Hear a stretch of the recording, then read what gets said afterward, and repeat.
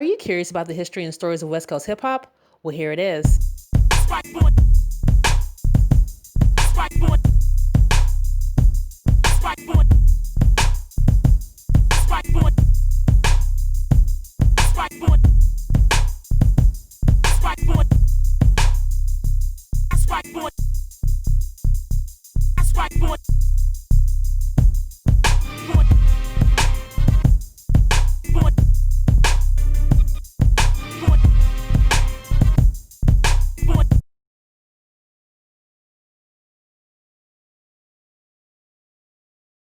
I went to school, I always wanted to show off my new work to my other fellow artists that went to school with me.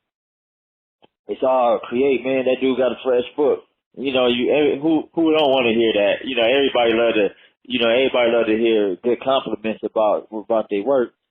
So I mean, I was feeling good every time somebody say, "Let me see your book." You know, I felt good. I remember back in the late '80s, I was in downtown LA, and maybe early '90s, and I went to this place where we call a yard where everybody go paint.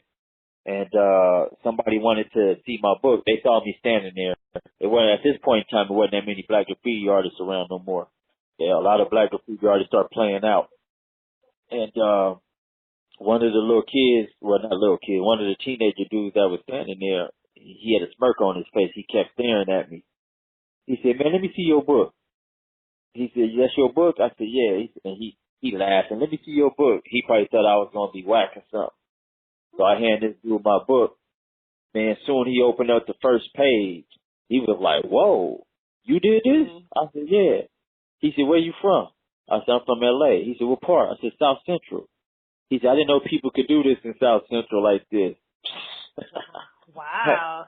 I was like, I took that as an insult. Back then, my attitude was a little bit more aggressive and different. I said, "What you mean?" I said, "What you mean you didn't think people could do this from South Central?" I said, "That's where most of the real hardcore fresh graffiti artists came from." And he was like, "I thought only kids from the valley could do stuff like this real good." I was like, "Are you serious?" Yeah. I was like, "Oh man, yeah." Why do you think that is? That South Central never stuck as like a place where a lot of writers, came from? Well, here's the deal. A lot of people don't recognize that because some people, they don't want to tell the truth. That's one. At a certain point in time, a lot of the kids from the neighborhood or from the hood or the inner city used to get bussed out to faraway schools back in those days. So when we would go to school, a lot of those kids didn't know nothing about what we was doing. So when they would see our books in the classroom, they would be like, "Hey, I want to learn." And we, being the people we are, being nice and friendly, we would show them how to do it. Then all of a sudden, they learned how to do it. By the time they learned it, we gave it up till we retired from it. Okay. And once we retire, they take the ball around with it and they become good. So the only people who see them is the new breed that's watching them. So now we become a forgotten legend. History shows us that those who are underrepresented don't get a chance to talk about their contributions and can eventually be erased altogether. Style writing and graffiti art's roots are with Black and Latino youth in the inner cities.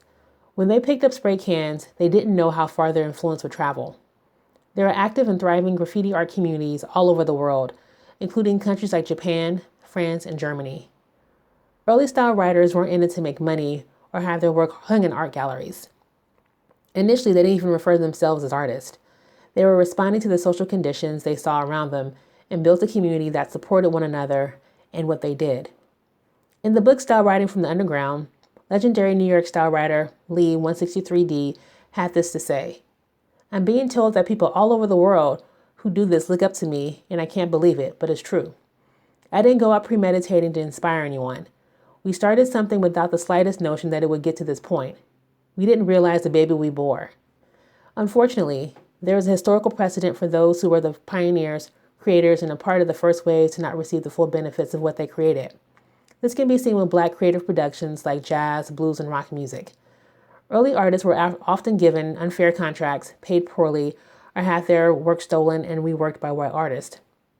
The later generations of artists will be the ones who could benefit from much of the groundwork laid by pioneers. Often the first wave of artists focused on the art itself and innovation. Often business and establishing a legacy wasn't something that was as important to them as being as good as what they did. For those early pioneers who continue style writing, they're up against a new world. Technology, easier access to resources for those with money, and advanced training at universities to perfect techniques can make it more difficult to rise to the top. One major thing that first wavers have on their side is history and the knowledge of the culture. If space is made for them by younger generations, they can share what they've learned and help to bridge the old to the new. All thriving cultures depend on older generations for guidance and how to move forward collectively. Without this, the culture can begin to stagnate and repeat old patterns and mistakes from the past. Style writing and graffiti art may need that wisdom from its early style writers as it continues to change in the years to come. Cre8 hopes to serve as such a person in the style writing and graffiti art community. However, deeper systemic issues like privilege and access may be one of the reasons why some early style writers believe they're being left behind. Well, here's how I look at it as of the current state right now is that I definitely have to play a major role in being one of those people to help, to facilitate, and to educate a lot of the younger generation and the older people who don't have a clue about what this is all about. That's where I see myself as part of the puzzle. I know I definitely need to, which I said like before, I don't know everything, but I do know, based upon my studies and my firsthand experience by being there. Cause you get a lot of people who go to college or they go to these schools and they read all these books and all of a sudden they teaching a class on it because they read a few books and got a little certificate. But see, there's a difference between people who read them books and the people who lived it. See, I could go in there because I lived it. So I'm giving it to them firsthand and telling them the real deal or the truth. So that's my responsibility and role in this movement. Where do I think it's going? Like pop, like anything like pop culture, like where the rap music went or where it's at right now, a bunch of foolishness. I do see some good things to it. Like I see that, people are being a little bit more open to it, but they only want to be open to it with people they feel safe with seeing it with. Okay. That's a deep one right there. They only feel safe looking at it with the people they feel safe with looking at it with. See, because we were doing it, they didn't want to say it was art. They looked down upon us. They said, that's them ghetto kids and black and the Mexican kids doing it. Now a lot of they kids then came and studied under us through schools and through art programs and they support their kids. Say, hey, look, they do it. And they say, wow, look who we know.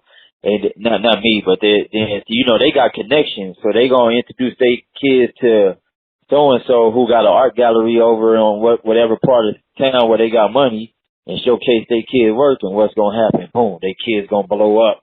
Their kids might have started like about 3 years ago, and all of a sudden their kids getting all these big corporate deals and they just taking over.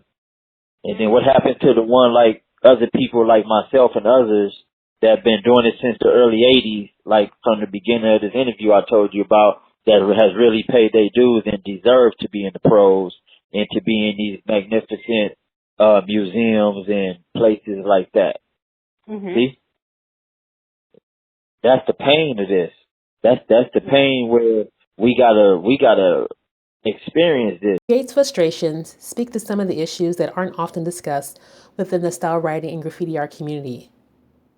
There are those who found success and opportunities to be considered amongst the best. However, this current setup of only a few getting ahead leaves little room for the diversity of experiences and contributions from pioneers. The goal of this platform is to tell the overlooked stories of those in hidden and underground hip-hop and creative arts communities. Cre8 represents one of the many stories that need to be told and should be remembered. Eric Cre8 Walker is a highly recognized style writer and graffiti artist in Los Angeles. A few of his clients include Nike, General Motors, and his work can be seen in the 2000 Lil Bow Wow video Bounce With Me, the 1992 movie South Central, and the 2002 film Friday After Next. He has taught, mentored, and passed his knowledge along to up-and-coming artists. With his 30-year career and experience in style writing, he has even more to share with generations to come.